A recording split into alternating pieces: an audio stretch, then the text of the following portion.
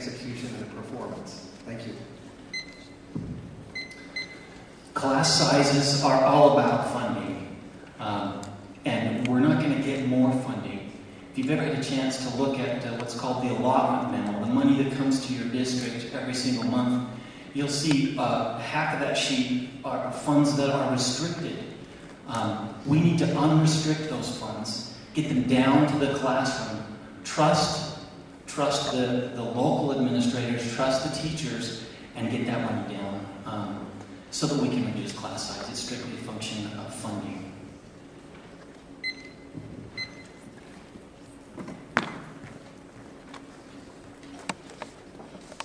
All right, this next question is to all of you.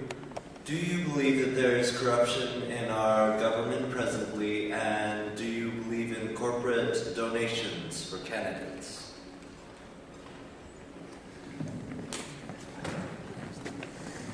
Why'd you pass it to me? Oh, okay. You started down here? Is that the plan? I'm not sure. Go ahead. All right. Okay, I'll go first, I guess. Sam Granado believes there's absolutely corruption in our political system. And all of us know that there's especially corruption in Washington, D.C. That's a problem. And it's a problem that affects every single one of us. It's a problem that affects the legislation that's passed and the legislation that we have to pay for. And that's not okay. We need to fix it. As far as corporate money in politics and corporate donations, Sam has personally pledged, and he has not, during the course of this campaign, taken any money from corporations or corporate PACs, political action committees, or any interests that would have an undue influence on his ability to represent the people of Utah, and he will continue to do so regardless of the changing law. Thank you. I think this is a tough one considering who I'm representing tonight. I think that Peter Kroon has made it very clear that he believes that having unlimited contributions can create an environment that can, or temptation that can lead into corruption. I don't think he's trying to be very careful to not directly say that there is corruption, because that's not been proved one way or the other. But his own role model was when he was mayor of Salt Lake in 2005 to current, there was not a policy for campaign finance reform, but he implemented one where if you have a contract with the county of Salt Lake, you can only give $100. And it's a drastic difference in what today's environment is. I have taken no corporate contributions or assistance with my campaign at all. I've either funded this myself or I've taken small donations from people within the Legislative District 7 and a few people on a state level, but I have not taken any money, nor will I take any money from corporations. I believe that was something that was kind of the undoing of the medical profession within the last 15, 20 years. We suffered a real hit to our public trust. And I think I have learned that as a physician that we can't be in bed with corporations and be doing the things that we need to for our constituents. So that's my stand. Thank you. Anytime anybody has any power, there's always the chance for corruption. In fact, it's our nature to seek to be tempted by that. So yes, I think there probably is corruption at all levels of the government to one extent or the other. As far as corporate contributions, I believe that the Constitution grants rights to corporations similarly as they do to individuals, and that one of those rights is the right of free speech. The Supreme Court has upheld that right without caps, and so it'll be interesting to see how that affects. But I think the key issue really is how much money is spent on campaigns and how much money is required to reach the mass population who generally is uninterested in seeking out who the candidate is. They'd rather just watch a 5 to 10 second soundbite. I think if we can cure that, the money will not be nearly as important. There is a lot of corruption in the government when you have money changing hands.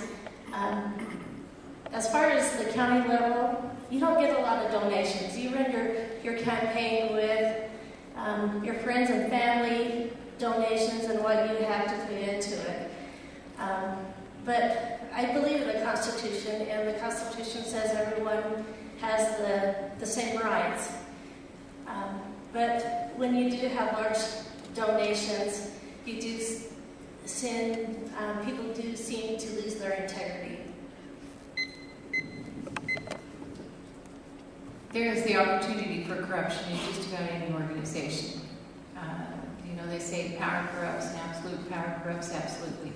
That's where the checks and balances come in, that's where audits come in, that's where the oversight, and that's really where the responsibility of the citizens come in, to be involved, stay involved, and ask questions. So, I encourage the involvement of the citizens. I encourage any organization to welcome any kind of audit that comes forth. If any of you have ever had the opportunity to run for office, let's say this, if you haven't, please try it sometime.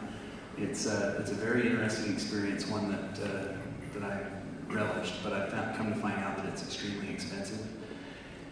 Usually when I start to hear about campaign contribution limits, it's from individuals who have not been able to garner any kind of a direct support for their campaigns. I think it's a cop-out.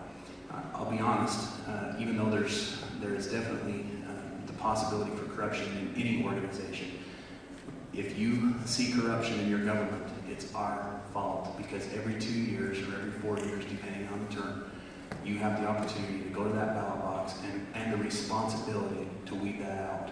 If we give it to any unelected board through any kind of phony baloney ethics petition, we are taking away the power from the people to make those types of decisions.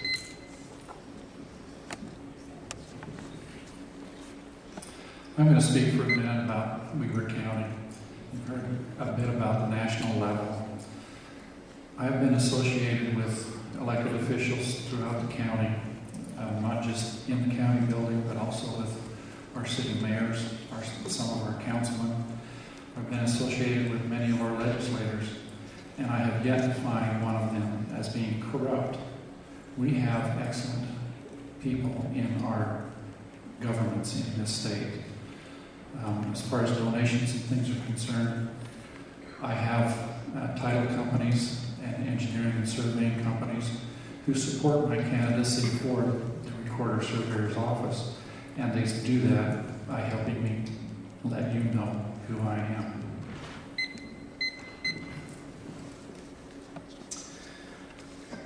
I've been involved in the law enforcement profession for 22 years. I've been here at Weber County for 21, so I'll gear my thoughts towards the county level and the experience I've had with other county leaders here in Weber. I can look at any one of you directly in the eye and tell you I have never seen corruption in Weber County. Now, to me, corruption is quite a caustic word. Al Capone hasn't called me for a couple of months. If he does, I'm just going to hang up. Corruption, wow. Do we make mistakes? Yeah, we're human. We sometimes make mistakes, but I can honestly tell you, in all the years I've been involved in law enforcement here, I've never seen anything even remotely similar to what I would call corruption. We have good people here and good elected representatives, and I think you're very fortunate. I think all of us are, as residents of Weber County, to have those.